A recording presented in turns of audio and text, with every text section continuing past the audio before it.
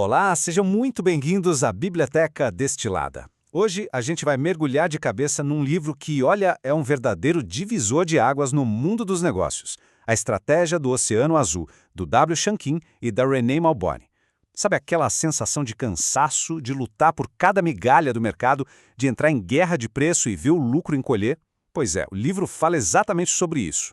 E a promessa dele é radical: parar de competir. Em vez disso, fazer a concorrência se tornar totalmente irrelevante. Parece bom demais para ser verdade, né? Então, bora investigar isso juntos. Para a gente entender a grande sacada do livro, a gente precisa começar com a metáfora principal. De um lado, está o Oceano Vermelho. Imagina aí, uma piscininha pequena, lotada de tubarões famintos, todos se estapeando pelo mesmo peixe. A água fica vermelha de sangue, é um caos, é estressante, e no fim das contas ninguém sai de lá muito feliz. Essa é a realidade da maioria dos mercados que a gente conhece. Agora, olha para o outro lado, o Oceano Azul. Águas calmas, céu limpinho, um horizonte imenso e inexplorado. É seu único barco por ali, navegando na paz, criando as próprias regras do jogo. A grande promessa do livro, então, é nos dar o mapa para sair dessa loucura sangrenta e encontrar um oceano de oportunidades só nosso. E esse aqui é o nosso roteiro de viagem. A gente começa mergulhando de vez no Oceano Vermelho para entender o problema. Depois, a gente traça a rota de fuga para os oceanos azuis, pega as ferramentas certas para navegar, fica de olho nos perigos e, no final, planeja uma primeira viagem experimental. Vamos nessa? Ok, primeira parada da nossa jornada, o Oceano Vermelho. O que é isso exatamente? Bom, é só pensar em praticamente todos os mercados que existem hoje. A indústria de carros, de celulares, de fast food, são todos oceanos vermelhos. São espaços de mercado que todo mundo já conhece, onde as regras do jogo estão super definidas e o objetivo de todo mundo é um só: ser melhor que o vizinho para roubar um cliente dele. E como é que se joga esse jogo? Primeiro, as fronteiras são bem claras. Fabricante de carro compete com fabricante de carro. Ponto. Segundo, a estratégia briga direta. O negócio é tentar pegar uma fatia maior de um bolo que não cresce mais. Isso acaba levando a uma superlotação, onde todo mundo oferece no fundo a mesma coisa, só que um pouquinho melhor ou um centavo mais barato. E o resultado? A água fica vermelha. As margens de lucro desaparecem, crescer se torna uma luta brutal, e a inovação de verdade?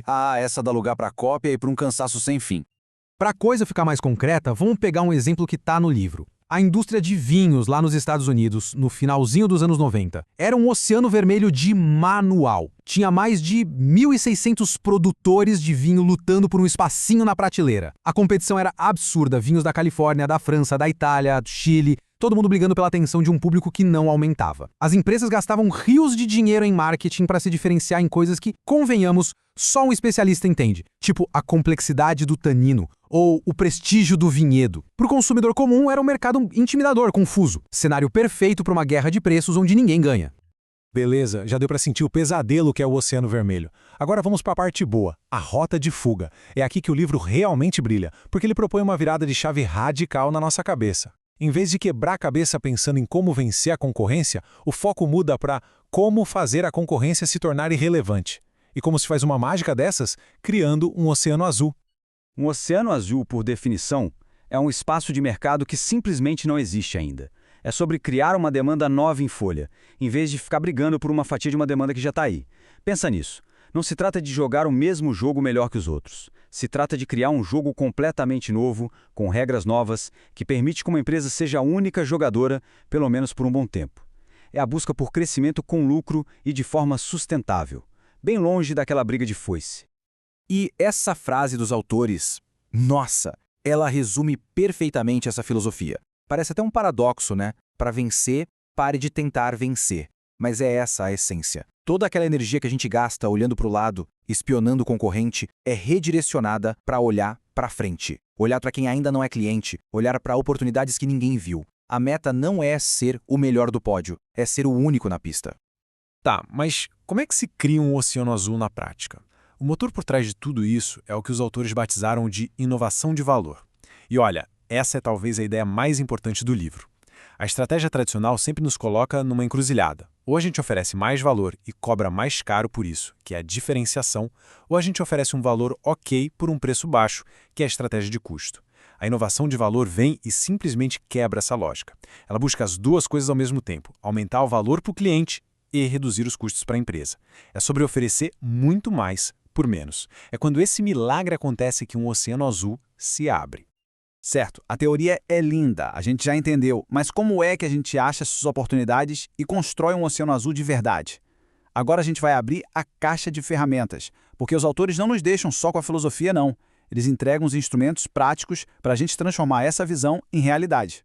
A primeira ferramenta, e talvez a mais poderosa, é o modelo das 4 ações. É um jeito simples de desafiar a lógica de qualquer indústria. Tudo começa com a pergunta: o que a gente pode eliminar? Que atributos que todo mundo acha essenciais, na verdade, não agregam tanto valor e só aumentam o custo. Depois, o que a gente pode reduzir? Que coisas foram supervalorizadas nessa corrida maluca da concorrência? Aí vem a parte de investir. O que a gente deve elevar? Que aspectos resolvem os maiores problemas dos clientes e merecem muito mais atenção? E por fim, a pergunta mais legal de todas: o que a gente pode criar do zero, algo que ninguém nunca ofereceu? E o exemplo clássico para isso fazer sentido é o Cirque du Soleil. Eles olharam para aquela indústria de circo que estava em decadência e aplicaram as 4 ações. O que eles eliminaram? Custos gigantescos como os shows com animais e as grandes estrelas de circo. O que eles reduziram? Aquele humor mais bobinho, o suspense exagerado. Em compensação, o que eles elevaram? O glamour da lona, o conforto dos assentos, a experiência do público como um todo. E finalmente, o que eles criaram? Elementos do teatro, um tema, uma história, música ao vivo, dança, arte. Eles criaram um tipo de entretenimento completamente novo que atraiu um público que nunca pisaria num circo tradicional. Adultos, empresas, gente disposta a pagar bem mais caro. Eles não tentaram competir com os circos antigos, eles simplesmente os tornaram irrelevantes. A segunda ferramenta é a matriz de avaliação de valor, que a gente pode chamar de canvas da estratégia. Pensa nela como um raio-x do mercado. Num eixo, a gente lista os principais atributos em que a indústria compete. No outro, a gente dá uma nota para o nível de oferta de cada empresa nesses atributos. O resultado é um gráfico, uma curva de valor, que mostra de um jeito super visual a estratégia de cada um. No Oceano Vermelho, adivinha, todas as curvas são praticamente idênticas. O objetivo, então, é desenhar uma curva de valor que não tenha nada a ver com as outras. Agora, vamos voltar para aquela confusão que era a indústria de vinhos. Como alguém conseguiria criar um oceano azul ali no meio?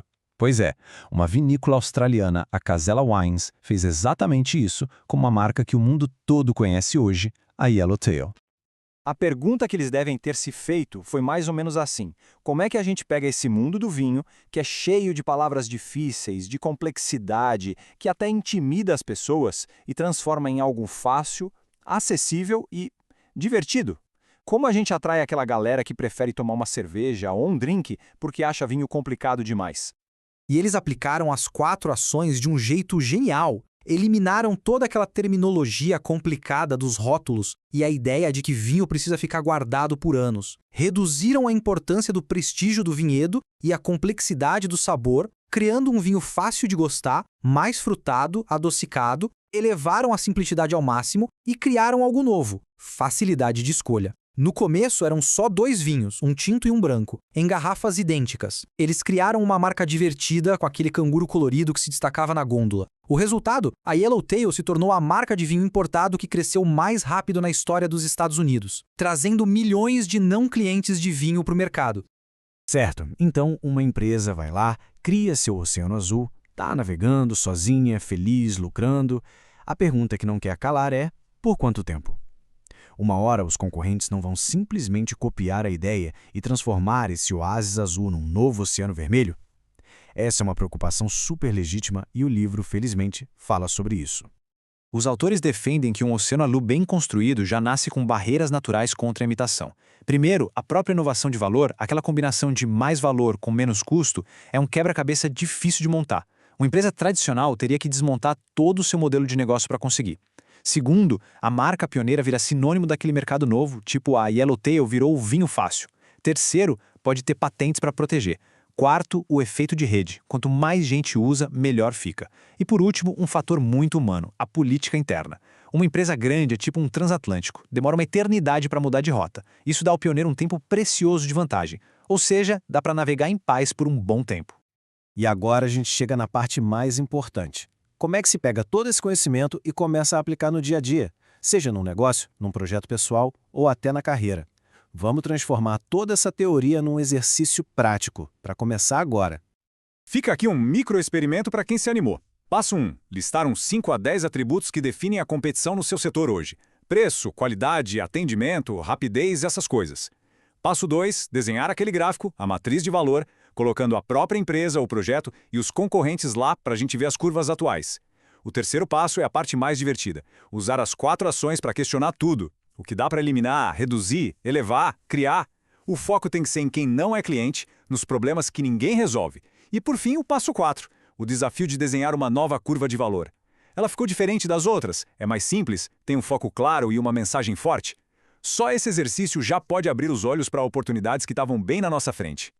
A estratégia do Oceano Azul, no fim das contas, não é só uma teoria de negócios. É um convite para a gente ser mais criativo, mais corajoso, para a gente reconstruir as coisas. É sobre entender que as fronteiras dos mercados não são de pedra. Elas podem sim ser redesenhadas. A pergunta que o livro deixa no ar e que fica aqui para nossa reflexão não é como competir melhor no oceano que já existe. A pergunta de verdade é: qual oceano a gente pode criar? Essa foi a nossa destilação de A Estratégia do Oceano Azul. Para quem quer o mapa completo com todos os detalhes e outros exemplos incríveis, o link para o livro está aqui na descrição.